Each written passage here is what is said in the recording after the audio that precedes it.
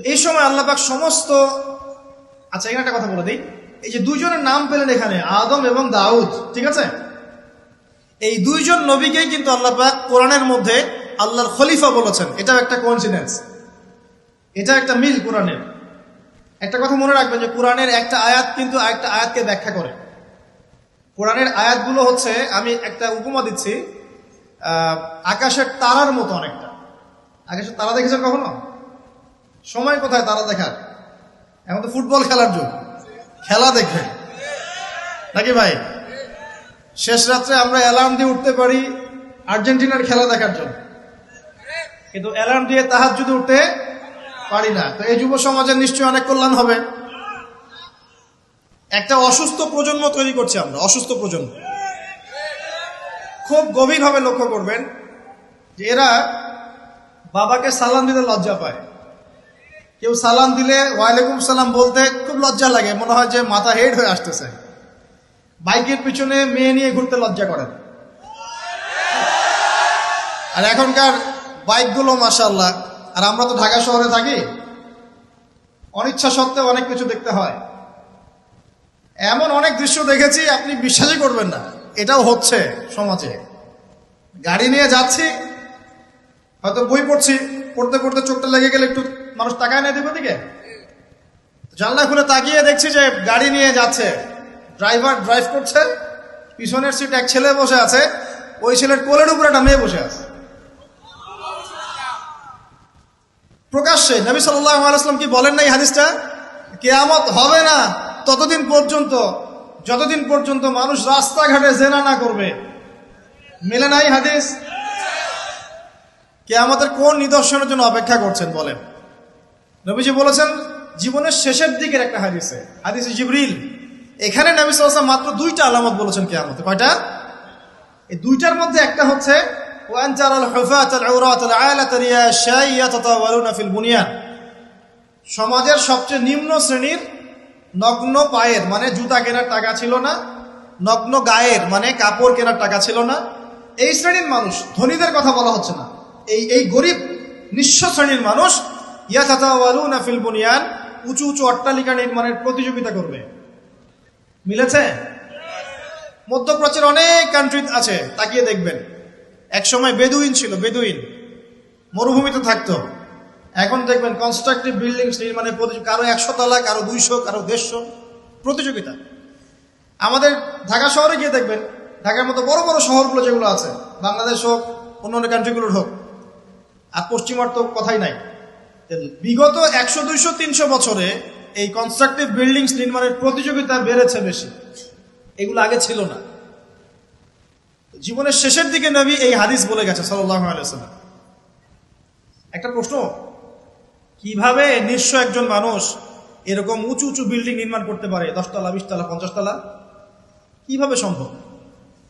আমার গবেষণা, ক্ষুদ্র গবেষণা হচ্ছে তিনটা পদ্ধতিতে হতে পারে। এক, যদি তার কাছে কোনো গুপ্তধন আসে, আল্লাহর পক্ষ থেকে কোনো ধন সম্পদ চলে আসে, যেমন ব্ল্যাক অয়েল, মানে ব্ল্যাক গোল্ড, বুঝতে পারছেন কার কথা বলছি? তেল, মাটির নিচে তেলের খনি পেয়ে গেলে আপনি তো মাশাআল্লাহ সচ্ছল এখন করতে পারবেন। সোনার খনি পেলে করতে পারবেন। 2 নাম্বার হচ্ছে সুদের মধ্য দিয়ে সম্ভব নিঃস্ব মানুষের বিল্ডিং তোলা। আর 3 নাম্বার হচ্ছে অন্যের সম্পদ জবরদখল করা। আমার কাছে মনে হয় এই 3টা পদ্ধতি হতে পারে, যার মধ্য দিয়ে একজন নিঃস্ব মানুষ উঁচু উঁচু বিল্ডিং নির্মাণের প্রতিযোগিতা করবে। ইয়াতাতাওয়ালুনা ফিল বুনিয়ান, নবীজি বলছেন নির্মাণ করবে এমন না, কম্পিটিশন হবে। তোমার 10 আমার 11, তোমার 11 আমার 12, তোমার 12 আমার 13। আমি সিলেট অঞ্চলে গিয়েছিলাম প্রোগ্রাম করতে গত বছর, দেখেছি মানুষ বিশাল বিশাল জায়গা জুড়ে লন্ডন আমেরিকা এই আদলে বাড়িঘর নির্মাণ করছে, আবার 1 বছর নির্মাণ করার পর পরের বছর ভেঙে নতুন করে আবার করা শুরু করছে। কত শখ, কত টাকা পয়সা মানুষের।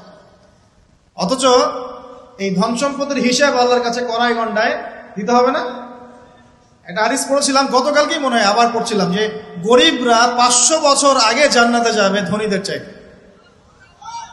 গরিবরা জান্নাতে চলে যাচ্ছে, আর ধনীদেরকে ধন সম্পদের হিসেবের জন্য দাঁড় করিয়ে রাখা হবে। যাকাত দেওয়ার নাম নাই, উঁচু উঁচু বিল্ডিং নির্মাণের প্রতিযোগিতা চলছে। দুনিয়ার জীবনে টিকে থাকার জন্য এত কিছুর প্রয়োজন আছে? নবী সাল্লাল্লাহু আলাইহি ওয়াসাল্লাম বলছেন যে দুনিয়াতে তুমি থাকো মুসাফিরের মতো, প্রয়োজন পূরণ হয়ে গেছে, যথেষ্ট। হ্যাঁ, অবশ্যই আমরা যদি সামর্থ্য থাকে 10 তলায় ইসলামী কোনো প্রতিষ্ঠান গড়ে তুলবো, কোনো সমস্যা আছে? দিনের বড় মার্কাজ গড়ে তুলবো, ইনশাল্লাহ, কোনো সমস্যা? নিজে বাঁচার জন্য, ভোগ বিলাসের জন্য দুনিয়া থেকে মত্ত হয়ে থাকা যাবে? দুনিয়ার নেশা যাকে পেয়ে গেছে, আলী রাদিয়াল্লাহু আনহু বলেছেন, দুনিয়ার নেশা যাকে পেয়ে গেছে তার নেক আমল কমে গেছে। তিনি বলছেন দুনিয়া সাপের মতো, টাচ করতে মনে হবে খুব সফট, নরম। সাপ কিন্তু খুব নরম, সফট, কিন্তু এর মোহে মানুষ ঢুকে গেলে এর বিষাক্ত ছোবলে মানুষ গ্রাস হয়ে যাবে, টিকতে পারবে। পরে আমি এদিকে আসছি ইনশাআল্লাহ। নবী সাল্লাল্লাহু আলাইহি ওয়াসাল্লাম একটা হাদিসে বলেছেন, এই মহাসাগরে আপনি যদি আঙ্গুল ঢুকিয়ে দেন, যতটুকু পানি হাতে লেগে থাকবে এর নাম দুনিয়া, বাকি সমস্ত পানি হচ্ছে আখিরাত। এটাই হয়তো ওই আয়াতের ব্যাখ্যা হতে পারে, বাল তুসিরুনাল হায়াতাদ দুনিয়া ওয়াল আখিরাতু খায়রুন ওয়া আবকা। তোমরা দুনিয়ার জীবনকে প্রাধান্য দিচ্ছ, কিন্তু আখিরাত চিরস্থায়ী এবং উত্তম। একটা হাদিসে পড়েছিলাম, নবী সাল্লাল্লাহু আলাইহি ওয়াসাল্লাম যাচ্ছেন সাহাবীদেরকে নিয়ে, রাস্তায় একটা মৃত ছাগলের বাচ্চা বা ওই বকরির বাচ্চা ছিল, মৃত। নবীজি বলছেন, এই মৃত ছাগলের বাচ্চাটা তোমরা কি 1 দিরহামের বিনিময়ে কিনতে চাও? সাহাবীরা বলছেন, বিনামূল্যে দিলেও তো কেউ নিবে না ইয়া রাসূলুল্লাহ সাল্লাল্লাহু আলাইহি ওয়াসাল্লাম। নবী সাল্লাল্লাহু আলাইহি ওয়াসাল্লাম বলছেন যে আল্লাহর কাছে এই পুরো দুনিয়ার মূল্য এই মৃত ছাগলের সমান নয়। নবীজি একটা হাদিসে বলেছেন সাল্লাল্লাহু আলাইহি ওয়াসাল্লাম, আল্লাহ পাকের কাছে যদি দুনিয়ার মূল্য একটা মাছির দানার পরিমাণ হতো, আল্লাহ পাক কোনো কাফের মুশরিককে এক ঢোক পানি খেতে দিতেন না। তো দেখুন ভাইরা, এই আহদে আলাস্তুর কথা বলছিলাম, তখন আল্লাহ রাব্বুল আলামিন আদম সন্তানদেরকে জিজ্ঞাসা করেছিলেন যে আলাস্তু বিরব্বিকুম, আমি কি তোমাদের রব নই? কি বলেছিলেন? আলাস্তু বিরব্বিকুম, আমি কি তোমাদের রব নই? আমরা সবাই বলেছিলাম বেলা, অবশ্যই আল্লাহ আপনি আমাদের রব। এটা আমরা বলে এসেছি মহাবিশ্বে। আমরা এখন যেখানে বসবাস করছি এর উপরে 7 আসমান আছে। কত আসমান? 7 আসমান মানে 7 মহাবিশ্ব আছে। এক মহাবিশ্ব থেকে আরেক মহাবিশ্বের দূরত্ব হচ্ছে 500 বছরের রাস্তা। এরকম করে 7টা আসমান আছে। তার উপরে কুরসি, ওয়াসিআ কুরসিয়ুহুস সামাওয়াতি ওয়াল আরদ। তারপরে আছে, তার উপরে আছে মহাসাগর, যার গভীরতা 500 বছরের পথ। তার উপরে আছে আরশে আজিম, যে আরশ বহন করে নিয়ে আসবে মাত্র 8 জন ফেরেশতা। কতজন? আরশের উপরে আল্লাহ রাব্বুল আলামিন সমুন্নত। আল্লাহু আকবার যে আমরা বলি, আল্লাহ পাক যে কত বড়, এখন চিন্তা করেন। আপনি যদি এই পৃথিবীটা ঘুরে দেখতে পারেন, বা আল্লাহ পাকের নিদর্শনগুলো ঘুরে দেখতে পারেন, এই প্রকৃতি, এই নদী, সমুদ্র, পাহাড়, ফুল ইত্যাদি, আপনার কলব যদি জিন্দা থাকে, আপনি বুঝতে পারবেন যে আল্লাহ রাব্বুল আলামিন শুধু সবচেয়ে মহান সত্তাই নন, বরং সবচেয়ে সেরা শৈল্পিক সত্তা। এত নিপুণতা, মানে আল্লাহ পাকের গায়রত, মর্যাদা, আল্লাহ রাব্বুল আলামিনের যে রুচিবোধ এত উচ্চ মানের। আজকে সকালে গোলাপ ফুল দেখছিলাম। কি ফুল ভাই? ফুল টুল দেখেন মাঝে মাঝে? গার্লফ্রেন্ডকে দেন নাকি? ওয়াইফকে দিবেন? কাকে দিবেন? বাসায় ওয়াইফকে দিবেন। ওয়াইফকে দিবেন, দিয়ে ভালোবাসার এজহার করবেন, বলবেন আমি তোমাকে অনেক ভালোবাসি। মেয়েরা এগুলোই চায় যে আপনি তাকে প্রশংসা করেন, ভালোবাসেন, আদর মহব্বত করেন। তারা এগুলোই মনে মনে চায়। হয়তো আপনাকে তারা বলে না, কিন্তু তারা এটাই চায়। যদি আপনি করতে পারেন, ইনশাআল্লাহ তারা আপনার কন্ট্রোলে থাকবে। যদি কাঠখোট্টা হয়ে থাকেন সাংসারিক জীবনে, তাহলে দেখবেন রসকস কমে গেছে আর কি। তখন স্ত্রীও খুঁজবে আরেকটা হ্যান্ডসাম ছেলে, হ্যাঁ, ফোনে, ওই কলিগের ওখানে, ব্যাংকে, অন্য জায়গায়। এখন তো ফ্রি মিক্সিং এর যুগ। বাসায় স্বামী থাকবে, বাইরে একটা ছেলে প্রেম হবে। আবার দেখা যাবে আপনারও মন উঠে যাচ্ছে আপনার কাছে, আপনার নিজের স্ত্রীকে ভাল লাগছে না, অন্য মেয়েকে ভাল লাগছে। সাংসারিক জীবনটাকে মধুর রাখার জন্য নবী সাল্লাল্লাহু আলাইহি ওয়াসাল্লামের সুন্নতগুলো পালন করতে হয়। স্ত্রীকে হাদিয়া দিবেন, তোহফা দিবেন, ভালোবাসবেন, এবং সে আপনাকে কষ্ট দিবে এটা ধরে নেবেন।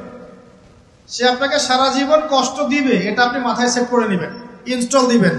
সফটওয়্যার ইনস্টল দেই না আমরা, প্লে স্টোর থেকে অ্যাপস ইনস্টল করেন না, আপনার লাইফে একটা অ্যাপস ইনস্টল করবেন যে স্ত্রী আপনাকে কষ্ট দিবে। তখন আপনার কাজ হচ্ছে মান সামাতা নাজা, যে ব্যক্তি চুপ থাকবে সে নাজাত পাবে।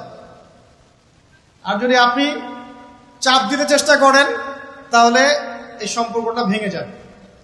হাদিস বলে দেই, যেহেতু প্রসঙ্গটা এসে গেছে, যে ইবলিসের সিংহাসন হচ্ছে মহাসাগরের উপরে। কোথায়? মহাসাগর। ইবলিস দিন শেষে ওর সব চেলাচামুন্ডাকে ডেকে বলে যে তোমরা আজকে কি করছো। একজন বলে যে আমি আজকে একজনকে মদ খাওয়াই দিছি, একজনকে আমি আজকে জেনা করাই দিছি, একজনকে আমি খুন করাই দিছি। ইবলিস বলে যে আসলে কিছুই করো নাই তোমরা।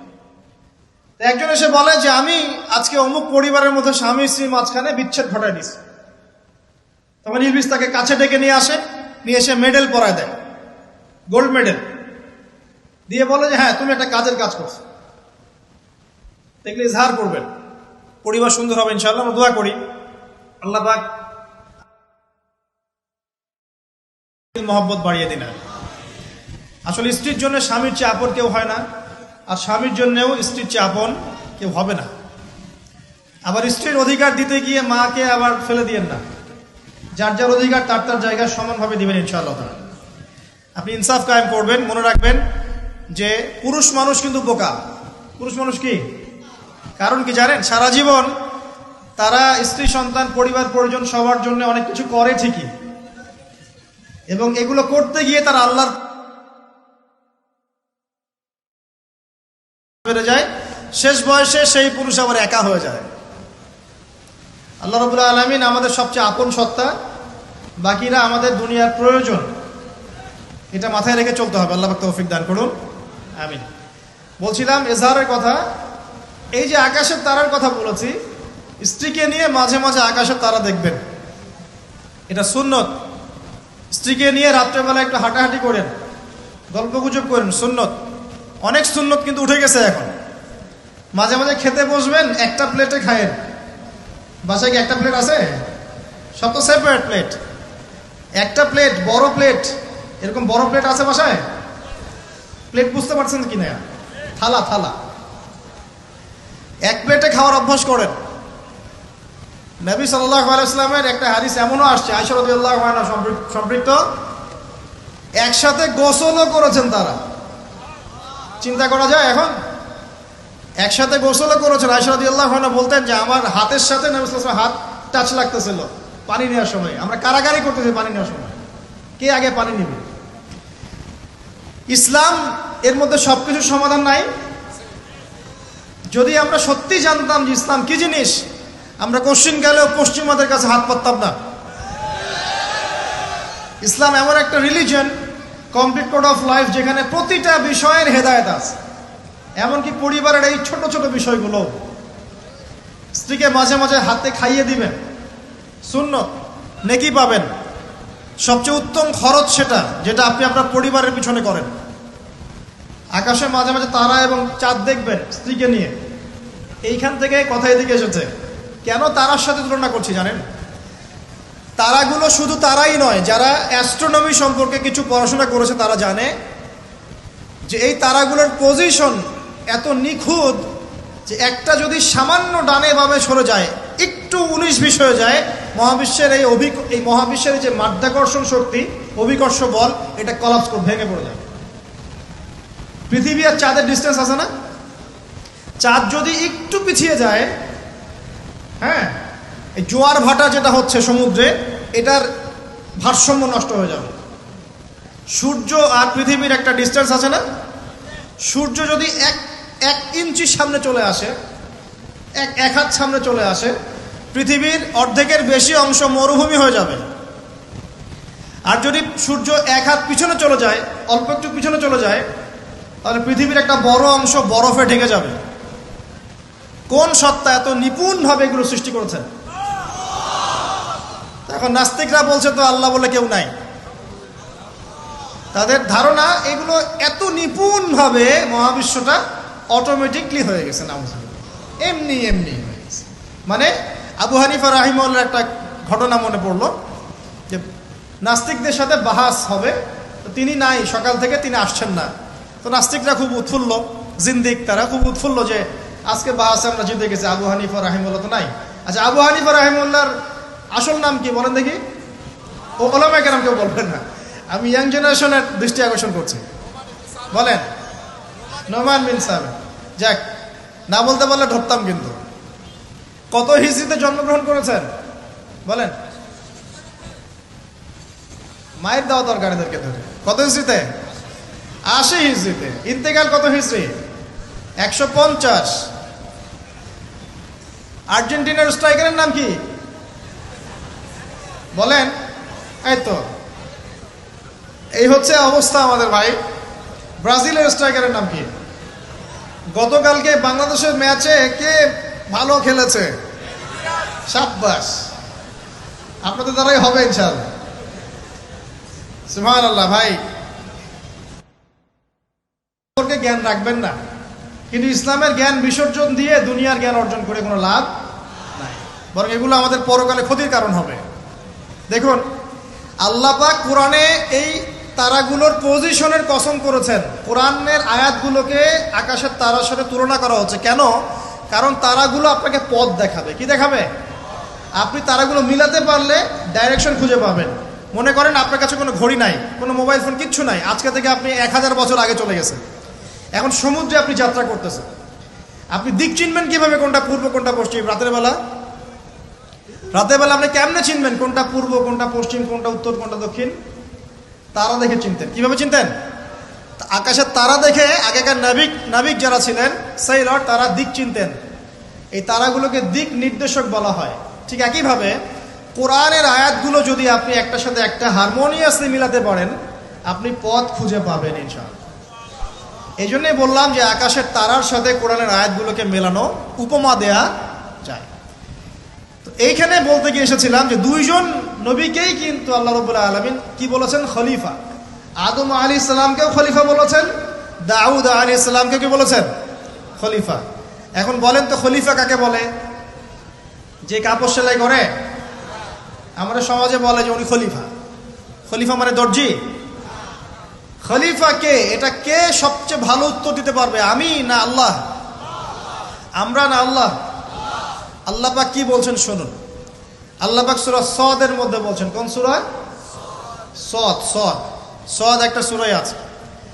এই সূরার মধ্যে 24 থেকে 26 নম্বর আয়াত পড়ে দেখবেন। আল্লাহ পাক বলছেন, ইয়া দাউদ, হে দাউদ আলাইহিস সালাম, ইন্না জাআলনাকা খলিফাতান ফিল আরদ। হে দাউদ, আমি বা আমরা তোমাকে পৃথিবীতে খলিফা করেছি। কি করেছি? তোমার কাজ কি? তোমার কাজ হচ্ছে ফাহকুম বাইনান নাস বিল হক। তোমার কাজ হচ্ছে মানুষের মাঝে, এই যে জনসাধারণের মাঝে হকের মানদণ্ডে বিচার ফয়সালা করবে। সুবহানাল্লাহ। একজন খলিফার কাজ কি তাহলে? জনসাধারণের মাঝে হকের মানদণ্ডে, ন্যায়ের মানদণ্ডে বিচার ফয়সালা করলে সে আল্লাহর খলিফা হবে। যদি অন্যায়ের মানদণ্ডে বিচার ফয়সালা করে, সে শয়তানের খলিফা হবে। কথা কি বুঝতে পারছেন?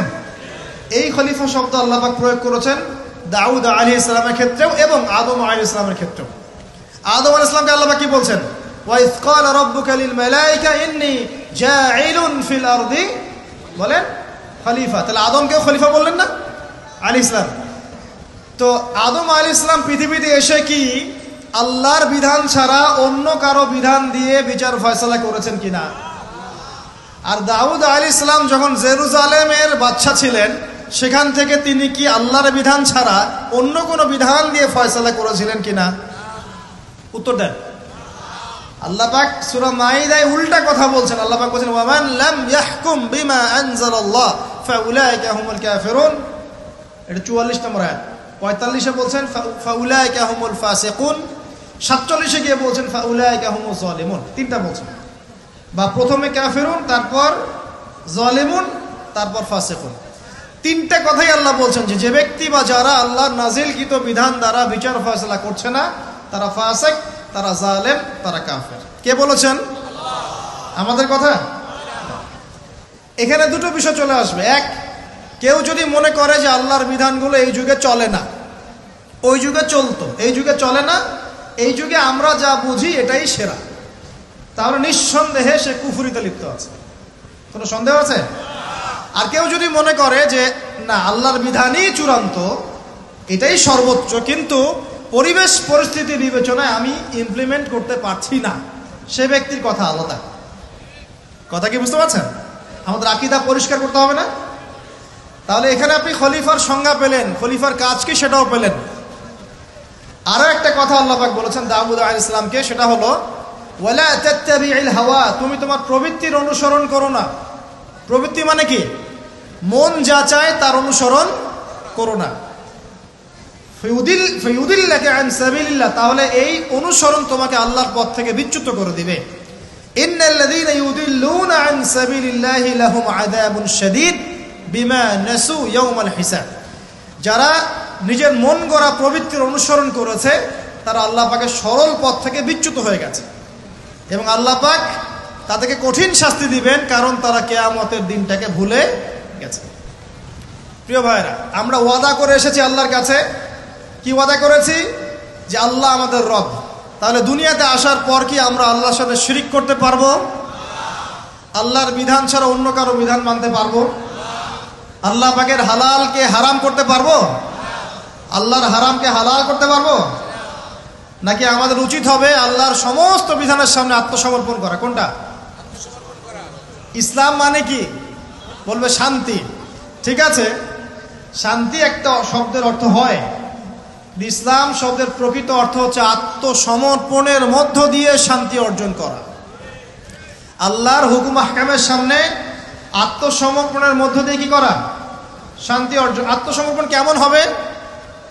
একটা ফয়সালা আল্লাহ পাক দিলেন, এখন আমি চিন্তা করব যে এই নামাজ পড়তে আল্লাহ পাক বলেছেন, আমি চিন্তা করছি যে নামাজ কেন পড়ব, নামাজ পড়ার কি দরকার, এর বৈজ্ঞানিক উপকারিতা কি, হ্যাঁ নামাজ পড়লে এর পিছনে দর্শন কি, এর পিছনে যুক্তি কি, এইসব তন্ত্র মন্ত্র ঘেটে যদি আপনি নামাজ পড়েন, পরিপূর্ণ আত্মসমর্পণ হয় নাই। কখন হবে? আল্লাহ বলেছেন সামি'না আতা'না, আল্লাহ বলেছেন না নামাজ পড়তে 5 ওয়াক্ত, ব্যাস নামাজ পড়। এর পিছনে কারণ থাকতে পারে, সব কারণ আমার জানা জরুরি না, এবং সব কারণ আমি জানতেও পারবো না। পারবো? এখানে দেখেন একজন নবীর কথা বলি, যার নাম আমরা প্রথমে বলেছি, আল্লাহুম্মা সাল্লি আলা মুহাম্মাদ ওয়া আলা আলি মুহাম্মাদ কামা সাল্লাইতা আলা ইব্রাহিম। নবী মুহাম্মদ সাল্লাল্লাহু আলাইহি ওয়াসাল্লামের নামের সাথে ইব্রাহিম আলাইহিস সালামের নাম কেন, অন্য নবীর নাম নয় কেন? প্রশ্ন করতে হবে না? কারণ হচ্ছে নবী সাল্লাল্লাহু আলাইহি ওয়াসাল্লামের জীবনের যে ধারা এবং ইব্রাহিম আলাইহিস সালামের জীবনের ধারা কিন্তু হুবহু একই রকম। শুধু নবী সাল্লাল্লাহু আলাইহি ওয়াসাল্লাম শেষে গিয়ে মক্কা থেকে পুরো জাজিরাতুল আরবে ইসলামিক খিলাফা কায়েম করেছিলেন, ইব্রাহিম আলাইহিস সালাম ওই সময়টা হয়তো পান নাই। That's all. এখন দেখেন ইব্রাহিম আলাইহিস সালাম সম্পর্কে আল্লাহ পাক কি বলছেন? আল্লাহ পাক বলছেন ইয ক্বালা লাহু রাব্বুহু আসলিম ক্বালা আসলামতু লিরাব্বিল আলামিন। আল্লাহ পাক যখনই ইব্রাহিমকে বলেছেন আলাইহিস সালাম আত্মসমর্পণ করো, ইব্রাহিম আলাইহিস সালাম আত্মসমর্পণ করেছেন, বলেছেন আসলামতু লিরাব্বিল আলামিন, আমি জগৎ সমূহের প্রতিপালকের সামনে আত্মসমর্পণ করলাম। একটা মিসাল দিচ্ছি, তার সন্তানকে জবাই করতে বলেছিলেন, মনে আছে? সন্তান বলেছিল যে ইয়া আবাতি ফাআল মা তু'মার, হে আমার আব্বা, আপনাকে যে আদেশ করা হয়েছে আপনি তাই করেন। সাতাজিদুনি ইনশাআল্লাহু মিনাস সাবিরিন, ইনশাআল্লাহ আপনি আমাকে ধৈর্যশীল পাবেন। ইব্রাহিম আলাইহিস সালাম জবাই করার আগে কি আল্লাহকে প্রশ্ন করেছিলেন যে এর পিছনে যুক্তি কি, এর পিছনে দর্শন কি, এর পিছনে বিজ্ঞান কি? নাকি আল্লাহ আদেশ করেছেন বাস করেছেন? কোনটা? আল্লাহ পাক আদেশ করেছেন, চোখ বন্ধ করে কাজ করতে গিয়েছেন, এবং এই নবীকে আল্লাহ পাক বলছেন হুয়া সাম্মাকুমুল মুসলিমিন, তিনি তোমাদের নাম দিয়েছেন মুসলিম। তাহলে প্রথম মুসলিম কে পাচ্ছি আমরা এখানে? প্রথম সারির মুসলিম কে পাচ্ছে? ইব্রাহিম আলাইহিস সালাম, যিনি আল্লাহর আদেশ আসলেই বাস্তবায়ন করতে চলে যান। এর নাম প্রকৃত মুসলিম, আত্মসমর্পণ করা। আমরা কি সবকিছুর সামনে আত্মসমর্পণ করতে পারছি? যদি পারতাম তাহলে ইবাদত বন্দেগীর জীবনে পাক্কা মুসল্লি হয়ে অর্থনৈতিক জীবনে পাক্কা সুদখোর কেন হচ্ছে? আমরা নামাজ পড়ি না? নামাজ 5 ওয়াক্ত করি মাশাআল্লাহ, কিন্তু ব্যবসা করতে গিয়ে মাপে কম কেন দেই? ব্যবসা করতে গিয়ে আমি মজুদদারি কেন করি, আমি অন্যকে কেন ঠকাই, কেন ভেজাল মিশাই, পণ্যের সাথে ভেজাল কেন মিশাই, অর্থনৈতিক জীবনে গিয়ে আমি সুদ কেন খাই, ঘুষ কেন নিব, দুর্নীতি কেন করব যখন আমি 5 ওয়াক্ত নামাজ পড়ি। তার মানে কি জানেন? তার মানে আমরা এই আয়াতের উপর আমল করতে পারি নাই। কোন আয়াত? আল্লাহ পাক বলছেন উদখুলু ফিস সিলমি কাফা, তোমরা পরিপূর্ণরূপে ইসলামে প্রবেশ করো। এটা আয়াত আমল হয়েছে? কখন পরিপূর্ণ প্রবেশ হবে? যখন জীবনের প্রতিটা ক্ষেত্রেই আমরা ইসলাম পালন করতে পারব। ইসলামকে শুধু ইবাদত বন্দেগীর জীবনেই, খালি নামাজ রোজা হজ জাকাতের নামই কি ইসলাম? ব্যবসা ইসলাম নাই, পরিবারে নাই, অর্থনীতির মধ্যে নাই, রাজনীতির মধ্যে তো নাই। এটাতে থাকার দরকার নাই। এটা আমরা যা ভালো বুঝি তাই। এখানে ইসলামের হেদায়েতের দরকার নাই। এখানে পশ্চিমে অনেক তন্ত্র আছে, সেকুলারিজম আছে, ডেমোক্রেসি আছে, কমিউনিজম আছে। ইসলামের প্রয়োজন আছে? কোনো দরকার নাই। এটা আমরা মুখে বলি ঠিকই, কিন্তু আসলে বাস্তবে কি করা সম্ভব হয়? 100% হয় না, কিন্তু হবে ইনশাল্লাহ। কবে হবে? যখন ইমামুল মাহদি আসবেন ইনশাল্লাহ। কবে হবে? যখন ঈসা ইবনে মারইয়ামকে আল্লাহ আবার পাঠাবেন ইনশাল্লাহ, তখন হবে। আমি একটা ভবিষ্যৎবাণী বলে যাই, এটা আমার ভবিষ্যৎবাণী না। কে বলেছেন? রাসূলুল্লাহ সাল্লাল্লাহু আলাইহি ওয়াসাল্লাম। কিয়ামত হবে না যতক্ষণ পর্যন্ত না ঈসা ইবনে মারইয়ামকে আল্লাহ পাক পাঠাচ্ছেন এবং তিনি একজন ন্যায়পরায়ণ শাসক হবেন, যিনি 40 বছর এই বিশ্বে ন্যায় বা শান্তি প্রতিষ্ঠা করবেন। কে বলেছেন এটা? মুহাম্মদ সাল্লাল্লাহু আলাইহি ওয়াসাল্লাম। কোথা থেকে শাসন পরিচালনা করবেন? বাংলাদেশ থেকে? উত্তর না। কোথা থেকে? যেই জায়গাটার মানে আমাদের মালিকানার জায়গা, সেখান থেকে আমাদের মুসলিম ভাই বোনদেরকে আজকে নির্মম নির্যাতন করে বের করে দিয়েছে না, ওই জেরুজালেম থেকে ইনশাআল্লাহ তাআলা তিনি সারা বিশ্বে ইসলাম প্রতিষ্ঠা করবেন ইনশাআল্লাহ। বিশ্বাস করেন? এটা সত্য কথা। এখনকার অবস্থা থেকে বোঝা যায়। এখন তো মনে হচ্ছে ইসলামের সাথে, বিশ্বের শাসনের সাথে মুসলিমদের কোনো সম্পর্কই নেই, তাই মনে হয় না? কিন্তু এমনটা থাকবে না ইনশাআল্লাহ। বিশ্বাস করেন, এমনটা থাকবে না। হয়তো আমি অপদার্থ একজন মানুষ, আমি অপদার্থ, হয়তো আমরা অনেকে অপদার্থ, আমাদের দ্বারা হচ্ছে না, কিন্তু আল্লাহ পাক এমন একটা প্রজন্ম নিয়ে আসবেন ইনশাআল্লাহ, যারা আল্লাহ পাকের জমিনে আল্লাহর দিনটা প্রতিষ্ঠা করবে ইনশাআল্লাহ। দিন পালন আর প্রতিষ্ঠা এক জিনিস নয়। প্রতিষ্ঠা মানে হচ্ছে কাঁচা পাকা সমস্ত বাড়ির মধ্যে কালিমা লা ইলাহা ইল্লাল্লাহ প্রবেশ করবে ইনশাআল্লাহ। এমনটাও হাদিসে এসেছে, একটা কাঁচা বাড়ি বাদ থাকবে না, একটা পাকা বাড়িও বাদ থাকবে না যেখানে আল্লাহ পাক তাওহীদের কালিমা লা ইলাহা ইল্লাল্লাহ প্রবেশ করাবেন না। আমরা কি ইসলামের এই বিজয় চাই? সত্যি চাই তো? তাহলে আজকে অ্যালার্ম দিব আর রাত্রেবেলা খেলা দেখতে উঠে যাবো ইনশাআল্লাহ, নাকি ভাই? এই বিজয় চাইলে কি লাগবে আমাদের? আমরা পশ্চিমা সংস্কৃতি অনুসরণ করব, ওদের মতো করে তেলাপোকা ছাড় দিব নাকি? তেলাপোকা ছাড় বোঝেন নাকি? মাথায় মনে হয় কিছু কিছু ইঁদুর আর তেলাপোকা ছেড়ে দিয়েছে, চেটে চেটে চুলগুলো এগুলো থেকে নাই করে দিয়েছে, সামনে এখানে একটু চুল আছে মাত্র। তেলাপোকা আল্লাহর কাছে 2 রাকাত নামাজ পড়ে বলেন আল্লাহুম্মা আনতা রাব্বি লা ইলাহা ইল্লা আনতা খালাকতানি আনা আবদুক ওয়া আনা আলা আহদিক ওয়া ওয়া'দিকা মাস্তাতা'ত আউযু বিকা মিন শাররি মা সানা'ত আবু'ু লাক বিনি'মাতিকা আলাইয়া ওয়া আবু'ু বিযানবি ফাগফিরলি ফাইন্নাহু লা ইয়াগফিরু যুনুবা ইল্লা আনতা। এটা সাইয়্যিদুল ইস্তিগফার, ইস্তিগফারের সর্দার। যে ব্যক্তি সকালে পড়বে, রাত্রের আগে যদি মারা যায় জান্নাতি, রাত্রে পড়বে সকালের আগে মারা গেলে জান্নাতি। হিসনুল মুসলিম বইয়ের মধ্যে আছে। কোন বই? হিসনুল মুসলিম। তোমরা যে ফোন সারাদিন চালাও, ভালো কিছু অ্যাপস ডাউনলোড করো। হিসনুল মুসলিম একটা অ্যাপসও আছে, ডাউনলোড করে দেখো, সব দোয়া কালামগুলো এখানে দেয়া আছে, আছে না? আচ্ছা, এটা যদি না পড়েন এতটুকু বলবেন আস্তাগফিরুল্লাহাল্লাযী লা ইলাহা ইল্লা হুয়াল হাইয়ুল কাইয়্যুম ওয়া আতুবু ইলাইহি। চোখের পানি ছেড়ে দিয়ে পাপ থেকে তওবা করে আগে ফিরে আসতে হবে। এটা কাজ নাম্বার 1। এটা কত নম্বর কাজ? 1 নম্বর কাজ। কারণ আমরা জানি না যে আমরা কে কতদিন বাঁচবো, জানি? কিন্তু মানুষের চলাফেরা দেখলে মনে হয় যে মানুষ জানে। হ্যাঁ, যুবকদেরকে বলবেন যে দিন শিখতে আসছো না কেন? বলবে যে শেষ বয়সে শিখবো ইনশাআল্লাহ। আর একটা কমন প্রশ্ন আছে, কমন উত্তর আছে ওদের, নামাজে আসো ভাই, প্যান্ট নষ্ট ভাই। তো তোমার বিষয়টা কি এতই দুর্বল যে প্যান্ট বারবার নষ্ট হয়ে যায়?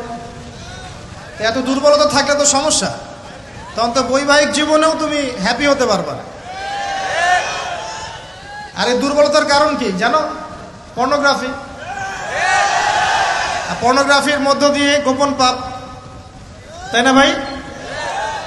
এই যুগে এইসব পাপ থেকে বেঁচে থাকা খুবই ডিফিকাল্ট, খুবই ডিফিকাল্ট। কিন্তু বিশ্বাস করেন, এই কথাটা শোনেন, যদি কোনো ব্যক্তি, যুবক, স্পেশালি যুবক যার যৌবনের তাড়না আছে, এই যুবক যদি পবিত্র জীবন যাপন করতে পারে, আল্লাহ পাক ওই যুবককে দেখে অবাক হয়ে যান। এবং কেউ যদি প্রকাশ্য গোপন জেনা থেকে বেঁচে থাকতে পারে, সাক্ষাৎ মৃত্যুর হাত থেকে আল্লাহ তাকে বাঁচাতে পারেন। আমি দলিল ছাড়া কথা বলবো না, এখানে দলিল দিচ্ছে শোনেন। 3 জন ব্যক্তি বের হয়েছে, ঝড়, বিশাল ঝড়, গুহায় আশ্রয় নিয়েছে, ঝড়ে পাথর দিয়ে গুহার মুখ বন্ধ হয়ে গেল।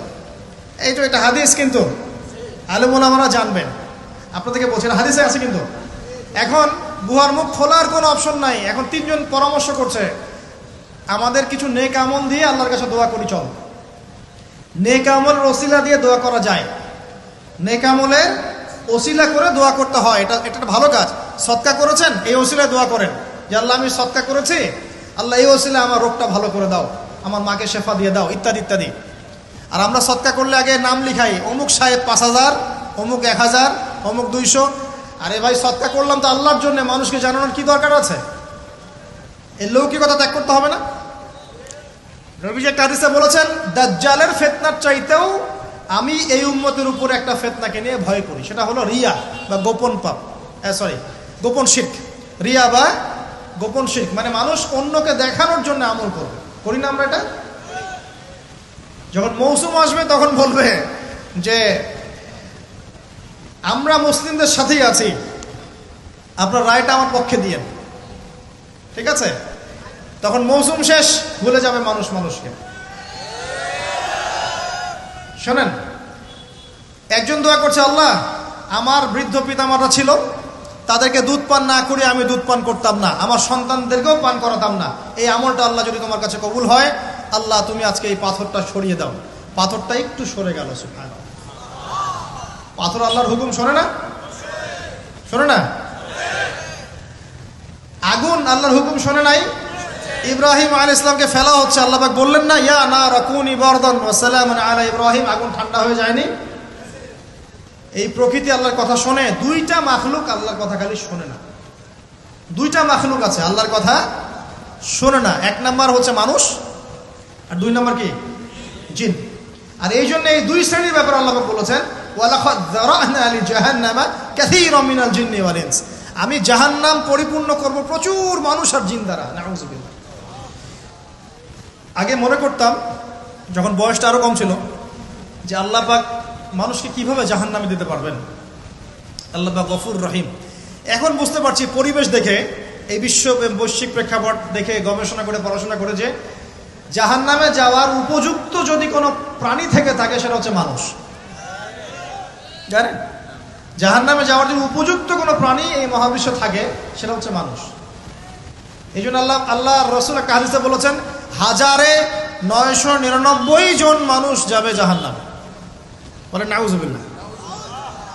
আবার এমনও হাদিস আছে যে বিনা হিসেবে 70,000 মানুষ যাবে জান্নাতে, কোনো হিসাব নাই, বিনা হিসাবে জান্নাতে। আবার একটা হাদিসে আসছে, প্রত্যেক হাজারের সাথে 70,000 করে। সাহাবীরা খুশি হয়ে গেলেন যখন তারা জানলেন যে বেশিরভাগ জান্নাতি হবে উম্মতে মুহাম্মাদের। সুবহানাল্লাহ। উম্মতে মুহাম্মাদের জান্নাতে যাওয়ার একটা হাদিস বলে দেব, একটা হাদিসে আপনি আমল করতে পারবেন। মেরাজের রাতে নবী সাল্লাল্লাহু আলাইহি ওয়াসাল্লামকে আল্লাহ পাক ওয়াদা করেছেন, হে মুহাম্মদ সাল্লাল্লাহু আলাইহি ওয়াসাল্লাম, তোমার উম্মতের মধ্যে যে কোনো ব্যক্তি যদি শিরিক না করে মারা যায়, আকাশ জমিন সমান পাপ থাকলেও আমি আল্লাহ তার সামনে আসমান জমিন সমান ক্ষমা নিয়ে হাজির হব। শিরিক না করে মারা গেলেই জান্নাতে যাবে ইনশাআল্লাহ। যদি সে চুরিও করে, জেনাও করে, ইনশাআল্লাহ আল্লাহ পাক হয়তো শাস্তি দিয়ে তাকে মাফ করে দিবেন। মৃত্যুর যন্ত্রণায় অনেক গুনাহ মাফ হয়ে যাবে ইনশাআল্লাহ। কবরের আযাবে অনেক পাপ মাফ হয়ে যাবে ইনশাআল্লাহ। আবার হাসরের মাঠেও মানুষ দাঁড়ায় থাকবে 50,000 বছর, এই কষ্টেই অনেক গুনাহ মাফ হয়ে যাবে ইনশাআল্লাহ। আল্লাহ পাক তার রহমতের চাদরে ঢেকে নেবেন, ইনশাআল্লাহ গুনাহ মাফ হবে। শিরকের পাপে যাওয়া যাবে না, আল্লাহ তৌফিক দান করুন। আর একজন ব্যক্তি বলছে, আল্লাহ একজন কৃতদাস ছিল আমার, সেই কৃতদাসকে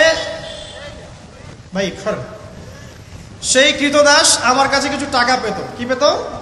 তো সেই টাকা দিয়ে আমি গবাদি পশু কিনেছিলাম। এই গবাদি পশু অনেক বংশবৃদ্ধি হয়েছে। অনেক দিন পর সে এসে বলছে আমার টাকা দাও। তা আমি বলেছিলাম সব এই গবাদি পশু তোমার, সব নিয়ে যাও। সে বলছিল যে আমার সাথে ঠাট্টা মশকরা করছো নাকি? তখন সেই ব্যক্তি বলছে, না ঠাট্টা করছি না, তোমার টাকা থেকে কিনেছিলাম, এর বংশবৃদ্ধি হয়েছে, সবই তোমার, তুমি নিয়ে যাও। তিনি বলছেন, আল্লাহ এই দানটা যদি তোমার কাছে পছন্দ হয়ে থাকে, আল্লাহ আজকে এই মুখটা তুমি সরিয়ে দাও, পাথরটা সরিয়ে দাও। পাথর একটু সরে গেল। আরেকজন ব্যক্তি যার কথা আমি আপনাকে বলছি, এই যে গোপন পাপ, জেনা, free mixing, girlfriend boyfriend culture, এই সংস্কৃতির মধ্যে যারা আছেন তাদের জন্য এই লাইনটুকু। এই ব্যক্তি বলছেন, হে আল্লাহ আমার একজন চাচাতো বোন ছিল। কে ছিল? কাজিন, চাচাতো বোন। সে খুবই সুন্দরী ছিল, মাশাআল্লাহ। আল্লাহ পাক মেয়েদেরকে চমৎকার সৌন্দর্য দিয়ে সৃষ্টি করেছেন, করেন নাই? যুজ্জিনা লিন-নাস হুব্বুশ শাহাওয়াতি মিনান নিসা। মেয়েদের মধ্যে পুরুষদের সবচেয়ে বেশি খায়েশাত আছে, ফায়েশাত আছে, মানে খায়েশ, প্রবৃত্তির তাড়না আছে, সৌন্দর্য আছে, চাওয়া। তো চাচাতো বোনকে আমি খুব ভালোবাসতাম এবং আমি তাকে পেতে চাইতাম। একদিন সে আমাকে শর্ত দিল, 100 স্বর্ণ মুদ্রা দিলে আমি রাজি। বুঝতে পারছেন কথা কি? ব্যাখ্যা করতে হবে। 100 স্বর্ণ মুদ্রা দিলে আমি রাজি আছি। ওই যে বলে নিজের পায়ে দাঁড়াও, একটা চাকরি করো, তারপর আমি রাজি। বলেনি আপনাকে? একটু টাকা পয়সা আর্ন করো, তারপর আমি তোমারই। আর এই করতে করতে প্রত্যেক দিন আপনার কাছ থেকে মনে করেন প্রত্যেক ডেটে 1000-1200, 1000, 2000 খাইতেই আছে। আর আপনি তো সৎকায় জারিয়া করতেছেন নাকি? এটা সৎকায় জারিয়া না গোনায় জারিয়া? তো এইবার এই ব্যক্তি প্রচন্ড পরিশ্রম করে 100 স্বর্ণ মুদ্রা জোগাড় করলো। বাপরে বাপ, কি একটা অবস্থা। তারপরে সে 100 স্বর্ণ মুদ্রা এনে এই চাচাতো বোনকে দিয়েছে, দিয়ে বলছে এখন আমার সাথে তোমার যে চুক্তি সেটা পূরণ করতে হবে। সে সেক্সুয়াল যে রিলেশন সেটা করার প্রায় উপক্রম হয়েছে। সে তার কাছাকাছি সে বসে গেছে, একদম হাদিস আসছে সে বসে পড়েছে। ঠিক ওই সময় এই মেয়েটা বলছে যে হে আল্লাহর বান্দা, আল্লাহকে ভয় করো, আমি এই সতীত্ব এখন পর্যন্ত নষ্ট করি নাই, আল্লাহকে ভয় করো, আমার সতীত্ব নষ্ট করো না। কে বলছে এটা? এই চাচাতো মেয়ে, চাচাতো বোন। এই ব্যক্তি বলছে, আল্লাহ আমি শুধুমাত্র তোমার ভয়ে সেই দিন সেখান থেকে তাৎক্ষণিক উঠে গেছি, 100 স্বর্ণ মুদ্রাও আর ফেরত নেই নাই। তোমার কাছে যদি এই কাজটা কবুল হয়ে থাকে আল্লাহ, আজকে এই সাক্ষাৎ মৌতের হাত থেকে আমাকে বাঁচাও। এই পাথরটা পুরোটাই সরে গেল, আলহামদুলিল্লাহ। আমি দলিল দিলাম আপনাকে যে দেখেন, যদি আপনি জেনা থেকে দূরে থাকতে পারেন, আল্লাহ পাক আপনার সব পাপ তো মাফ করে দিবে ইনশাআল্লাহ। আল্লাহ পাক আপনাকে সাক্ষাৎ মৌতের মতো বিপদ থেকে বাঁচাতে পারবেন ইনশাআল্লাহ। প্রিয় ভাইরা, তাহলে আমাদের প্রথম কাজ তওবা করে ফিরে আসা। তৃতীয় কাজ হচ্ছে একজন ব্যক্তিকে আদর্শ মেনে পুরো জীবনটা তার আদর্শে করে তোলা। ওঠা বসা, চলা ফেরা, ঘুম, খাওয়া দাওয়া, এভরিথিং পারবেন। চেহারা, সুরত, চুল টুল সবকিছুই। দাড়ি থাকবে চেহারায়, গর্বের সাথে দাড়ি রাখবেন, গর্বের সাথে বুক ফুলিয়ে দাড়ি রাখবেন। তাকওয়ার লেবাস পরবেন, পোশাক পরবেন, ঠিক আছে। মোচ ছোট করে ফেলবেন, টাকনুর উপরে কাপড় উঠিয়ে ফেলবেন, ঠিক আছে। লেবাস, পোশাক, কথাবার্তা, আমল, আকীদা, আখলাক সবকিছু কার মতো হবে? রাসূলুল্লাহ সাল্লাল্লাহু আলাইহি ওয়াসাল্লামের সুন্নত মোতাবেক। এটা আপনার 2 নম্বর কাজ। 3 নম্বর কাজ হচ্ছে পড়াশোনা করা। কি করা? দ্বীনি ইলম অর্জন করা। আগে সহজ বইগুলো পড়বেন, তারপর আস্তে আস্তে কঠিন বইয়ের দিকে যাবেন। এবং পড়াশোনার সময় ওলামায়ে কেরামের সাথে সম্পর্ক রাখবেন। একা একা পণ্ডিত হতে যাবেন না, তাহলে সমস্যা আছে।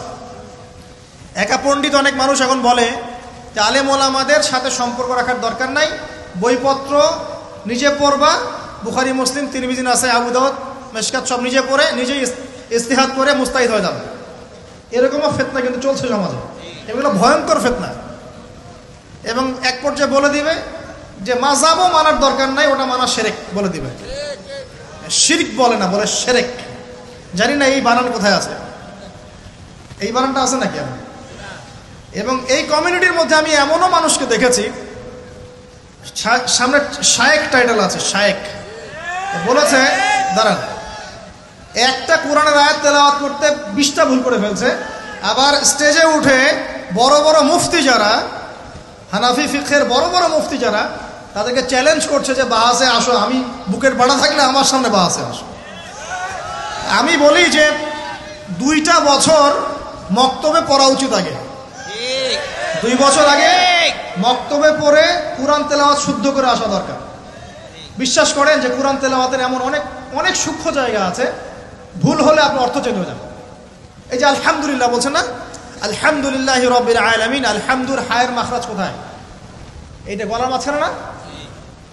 আর যদি আপনি বলেন আলহামদুলিল্লাহ, আলহামদুলিল্লাহি রাব্বিল আলামিন, অর্থ পরিবর্তন হয়। আলহামদু, আলহামদু অর্থ হচ্ছে সমস্ত প্রশংসা লিল্লাহি, আল্লাহর জন্যে, রব্বিল আলামিন, যে জগৎসমূহের যিনি প্রতিপালক, সমস্ত প্রশংসা বিশ্বজাহানের প্রতিপালক আল্লাহর জন্য, আলহামদুলিল্লাহি রাব্বিল আলামিন, স্পষ্ট করে পড়ুন। আর আপনি পড়ছেন আলহামদুলিল্লাহি রাব্বিল আলামিন, সমস্ত নিন্দা বিশ্বজাহানের প্রতিপালক আল্লাহর জন্য। একটা হায়ের কারণে চেঞ্জ হয়ে গেছে। পড়ছেন মনে করেন যে কুল ইয়া আইয়ুহাল কাফিরুন, হে কাফেররা, লা আ'বুদু মা তা'বুদুন, লা আ'বুদু মা তা'বুদুন, লা মানে না, এখানে আ'বুদু আমি ইবাদত করি, মা যার, তা'বুদুন তোমরা ইবাদত করো। বুঝতে পারছেন কি? Basic Arabic grammar. আমি তার ইবাদত করি না, যার ইবাদত তোমরা করো, কাফেরদেরকে বলছি আমরা। কিন্তু যদি আপনি এভাবে পড়েন কুল ইয়া আইয়ুহাল কাফিরুন লা আ'বুদু মা তা'বুদুন, অর্থ কি হবে জানেন? হে কাফেররা, আমি লা আ'বুদু, আমি অবশ্যই তার ইবাদত করি, যার ইবাদত তোমরা করো। কোরআন তেলাওয়াত কি এত সহজ? আলেম ওলামা ছাড়া, ওস্তাদ ছাড়া এমনি এমনি শিখতে পারবে? আর কোরআন তেলাওয়াতও করতে পারছে না, স্টেজে উঠে মানুষকে চ্যালেঞ্জ করছে, অমুক মুফতি, সব মুফতিকে ডাকো আমার সামনে বসাও, বুকের পাড়া থাকলে আমার সামনে বসাও। আর সামনে কিছু মানুষ বসে আবার সুবহানাল্লাহ করতেছে, ঠিকও বলতেছে। মানে কোন কমিউনিটি আর কোন শায়েক তাহলে বুঝে ফেলান। আবার এমনও আছে শায়েক মাশাআল্লাহ, খালি মুখ দিয়ে যদি বলেন যে আমরা আল্লাহর জমিনে আল্লাহর দ্বীনের প্রচার প্রসার প্রতিষ্ঠা চাই, ইসলাম প্রতিষ্ঠা লাভ করেছে দাওয়াতের মধ্য দিয়ে এবং জিহাদ ফিসাবিলিল্লাহর মধ্য দিয়ে, এই জিহাদ শব্দ উচ্চারণ করলেই আপনাকে খারিজি ট্যাগ লাগাই দিয়ে দিবে। জিহাদ মানে যে নিরপরাধ মানুষকে হত্যা করা নয়, এই ব্যাখ্যা আমরা জানি না, এই ব্যাখ্যা মুসলিমরা বোঝে না। কোরআন এবং হাদিসে কোনো জায়গায় আছে নিরপরাধ মানুষকে হত্যা করতে হবে? কিন্তু যখন সারা বিশ্বের পশ্চিমারা মুসলিম কান্ট্রিদের উপর আগ্রাসন চালাবে, মুসলিমরা কি কলা চুষবে বসে বসে? আঙুল চুষবে? তখন তারা যদি প্রতিবাদ করে, ওরা খারাজি হয়ে যাবে? নেক্সট শুরুতে ধোকা থেকে বেঁচে থাকবেন যে মুসলিম সমাজের ভিতরে ঢুকেই মুসলিম সমাজের ক্ষতি করার চেষ্টা করতেছে। খুব সাবধান থাকবেন। এই জন্য প্রিয় ভাইরা, হকপন্থী উলামায়ে কেরামদের সংস্পর্শে থাকবেন, দেখবেন ইনশাআল্লাহ আপনাকে তারা বিভ্রান্ত করতে পারবেন ইনশাআল্লাহ। আমি কারো নাম মেনশন করছি না, কারণ সঙ্গত কারণ আছে, বুঝতে পারছেন। এটা কয় নাম্বার? 3 নাম্বার। এক কি বলেছে? তওবা করে ফিরে আসতে হবে দিনের বিজয় চাইলে। 2 নাম্বার কি? আমল বাড়াবেন, নবী সাল্লাল্লাহু আলাইহি ওয়াসাল্লামের সুন্নাত ফলো করবেন। 3 নাম্বার পড়াশোনা করবেন, আলেম ওলামার সাথে সম্পর্ক রাখবেন। আর 2-3টা বলছি জাস্ট। 4 নাম্বার হচ্ছে পরিবারের আদর্শ হবে জান্নাতি পরিবার। সারা দুনিয়া গারত হয়ে যায়, যাক, আপনার পরিবারটা ঠিক থাকতে হবে। পারবেন? পরিবারের কর্তা হবে ইব্রাহিমের মতো আলাইহিস সালাম, পরিবারের ছেলেগুলো হবে সব ইসমাইলের মতো আলাইহিস সালাম, পরিবারের মায়েরা এবং বোনেরা হতে হবে হাজারা এবং সারা আলাইহিস সালামের মতো। পারবেন ইনশাআল্লাহ? আল্লাহ কবুল করুন। আমাদের বাচ্চা কাচ্চাদেরকে মানুষ করে যাবেন, ছোটবেলা থেকে ওদের মধ্যে ইসলামের বীজ ঢুকিয়ে দিবেন। আমি বলছি না তারা ডক্টর হবে না, ইঞ্জিনিয়ার হবে না, এগুলো আমি বলছি না, অ্যাটলিস্ট আমি এগুলো বলবো না। তারা অবশ্যই বড় বড় পোস্টে যাবে, পলিটিশিয়ান হবে, ইকোনমিস্ট হবে, ডক্টর ইঞ্জিনিয়ার সব হবে, কিন্তু ভিত্তিটা দিতে হবে কিসের? কোরআন সুন্নাহর। দেখবেন ইনশাআল্লাহ তারা বড় হয়ে ওদের দ্বারা দেশ এবং জাতির খেদমত হবে ইনশাআল্লাহ। আর 2টো বলে শেষ করে দিই। এক হচ্ছে রিজিক হালাল হতে হবে। কি হতে হবে? হারাম রিজিকে যাবেন না, ভুল করে ওয়াদা করেন। কোনোদিনও হারাম রিজিকে যাবেন না, আল্লাহ পাক তৌফিক দান করেন। আর সবশেষ কথা হচ্ছে সৎ কাজের আদেশ এবং অসৎ কাজের নিষেধ সবাইকে করতে হবে, শুধুমাত্র আলেম ওলামার একার দায়িত্ব না, এটা সবাইকে দায়িত্ব পালন করতে হবে ইনশাআল্লাহ। যার যার ক্ষেত্র থেকে করবেন। বাল্লিগু আন্নি ওয়ালাউ আয়া, একটা আয়াত জানলেও প্রচার করবেন ইনশাআল্লাহ। আল্লাহ পাকের দিনটা প্রচার হবে ইনশাআল্লাহ, প্রতিষ্ঠা লাভ করব। তখন আমরা মুসলিম হব, মুমিন হব, মুনাফিক হব না। যে ব্যক্তি কথা বললেই মিথ্যা বলে, ওয়াদা করলে কি করে? খেলাফ করে, আর আমানত রাখা হলে কি করে? খেয়ানত করে, এবং যখন উত্তেজিত হয়ে যায় তখন উচ্চস্বরে গালিগালাজ করে।